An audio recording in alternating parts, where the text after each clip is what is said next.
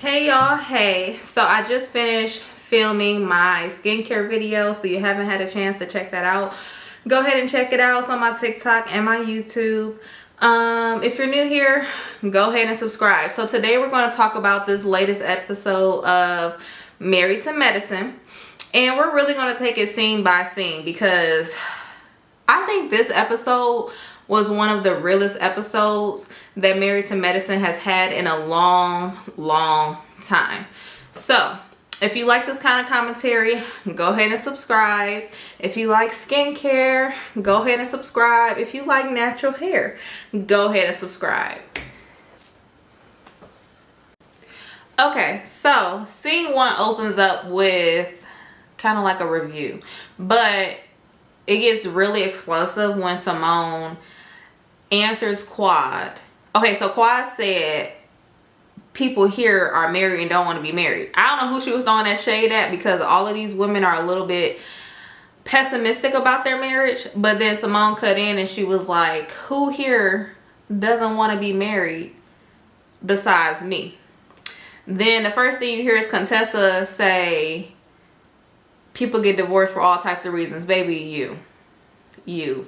It is so dangerous to be around somebody who doesn't truly support your marriage, because anything you say, girl, he ain't pick up his underwears off the floor, divorce him.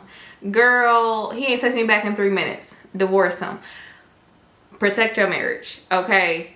Contessa is a dangerous friend to have around your marriage, because any type of argument that you have, she's going to make it a point to say you can go ahead and lose or leave your man. Now we have Contessa. Okay, so Brittany's birthday. They are out to dinner for Brittany's birthday. Now we have Contessa saying she doesn't see what's so exciting about Brittany's man paying thousands of dollars for y'all to eat. And she's really saying that because everybody got on her head last episode because she dropped $40,000 on a party and her husband did not help at all.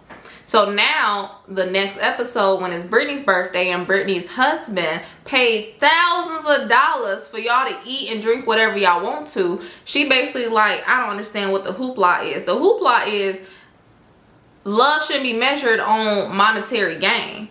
He did something for his wife and her friends. These confessionals show just how fake some women can be. It's shot o'clock. Well, my son got. But this girl, the main one in the background, it's shot o'clock. Crazy. You can drink this man's money. But when you in your confessional, you talking about what's the hoopla. You was having a good hoopla at the party. Okay. Anyway, excuse for staying in the bed over there. No, I'm serious. I don't want them sleeping. The next scene cuts to Eugene and Toya walking, taking, getting some exercise. Because, Eugene opened up a weight loss clinic. He lost weight and he opened up a weight loss clinic. So that's like his exit plan to get out of emergency medicine. I love how they keep panning into LaToya's booty. But anyway, apparently Eugene is out of town 5 days a week, being like a travel ER professional. And LaToya has a problem with that because for those 5 days, he's sleeping in a hotel. In his mind, whether he's away for 5 days or in the city for 5 days, he's able to work less shifts and make more money. LaToya feels like him sleeping away at a hotel is a problem. This was a pretty even par argument, I can't lie. I don't know. At that point, it's like you wagering. Do you care more about him being home but seeing him less time, or him being away for a short amount of time and him coming back more days? Sometimes you just can't have the best of both worlds, which is crazy because honestly, she could have the best of both worlds if she had less of a spending habit. Birkin bags, new houses every other year, and I'm talking about $1 million houses every other year. If this man could spend less money, he could be home and working less shifts. Like, that's what makes the most sense in my mind. I don't like this. Like, she is, well, she basically just said, so he said there's a need for good ER doctors. That's why he's able to pick up these shifts. And she bantered with that. There is such a need for good black at-home fathers.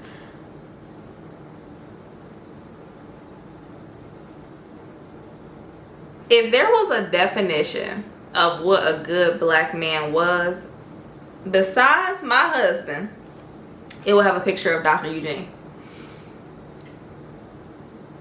Y'all been on TV for 10 years, at least. Never a rumor of a scandal. He doesn't disrespect you. Never have on camera, even though she has on camera. We've never even seen Eugene actually get upset with her on camera. He's a provider, a good father. His kids know him. He is present. He is a doctor. You knew what you were signing up for, because you say time and time again that you can't have no job. If you are married, you are at home. So I'm really confused about expectations here.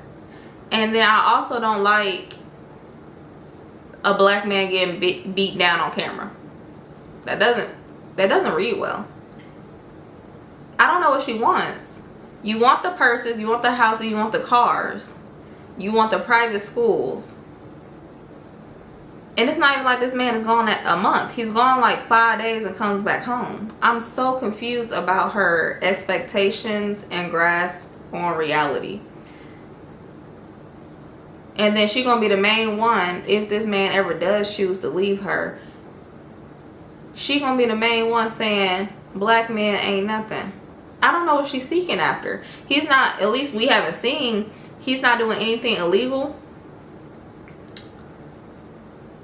I don't know, this is dangerous. Okay, so now we're cutting to Dr. Jackie's office. I might speak. Ooh, this is a Rolls Royce SUV, baby. Or is that just how big a Rolls Royce is? Who about to get out this Rolls Royce? Quad and King. Okay, so you know Quad and King, they are doing the IVF journey. So basically, I guess a doctor in Africa is going to deliver her baby, but Dr. Jackie is doing all the like US based testing, blood work, and all of that. I'm going to speed past this, but what I do want to say is that I remember that Dr. Jackie went into the confessional. It was basically like she understands all the statistics, but she's just here to support her friend. These women are not fair friends. I don't know. I just hope Quad has a safe delivery, and I hope that if she wants, or if she has this baby, that is a healthy baby. And I hope that she's healthy post delivery, during delivery, because infant mortality and like maternal mortality is risky overall, just for black women overall. But it seems like she has a whole black care system, so as safe of a process as possible. I don't know how old is Quad. That's a good question. I also find it funny that King was like, Dr. Jackie is not giving him a rectal exam. I feel him on that. Like, I have a cousin that's an esthetician, but I just can't go to her for my waxing because, like, she does my facials and whatnot, but I just cannot go to her for my waxing because I don't want you to see my hoo-ha. And I think that is such a, like, fine line when you have friends that are doctors, because they see your boobs and your vagina and they see your butt, right? I don't want you to see my man's butt either. I don't want you to see my man's penis, doctor or not. I don't know. I feel him on that. Okay, so then the next scene is Dr. Mimi and her husband. I love their marriage. I don't trust Dr. Mimi as a person yet. I don't know. I think I just got to get to know her. But long story short, this scene was just basically, she has an autistic son and a neurotypical daughter. They're 18 months apart. They're in the car, and the autistic son hits the daughter. Now, I do feel like the daughter milked the hit. I don't feel like that hits warranted all of that, but I do feel like they handled it well as a couple. I do like that Dr. Mimi sat in the back where the son and the father brought the daughter up to the front seat to separate the kids, and they talked to the kids very calmly. I also see how it could be very emotional because it's like, why are you doing that? You know better. And then it also can be very invasive to have this happen on camera. But I appreciate the way that they portrayed a married couple handling child discipline. They talked to this boy very delicately. They made the siblings hug each other. I do just feel like that daughter was milking that hit a bit. But what can you do with kids? They are expressing their emotions however they feel like in that moment. But overall, I think that they handled this situation very well, very action oriented, very calmly, made the kids feel safe, but also redirected them properly. And you know, when I have children, I do aspire to handle sibling conflict just like that, because I do agree with what she said. Like, these type of situations and growing up, one neurotypical, one autistic, can cause a strain between the siblings. And at the end of the day, you want your kids to remain close. Like,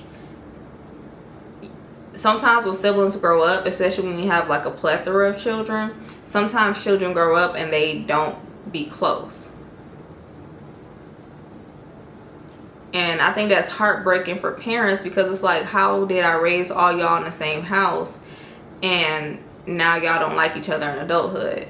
So I think although the kids saw redirection, having them hug each other and let them know like, hey, we can have conflict but we still love each other, I love that. I love that they did that.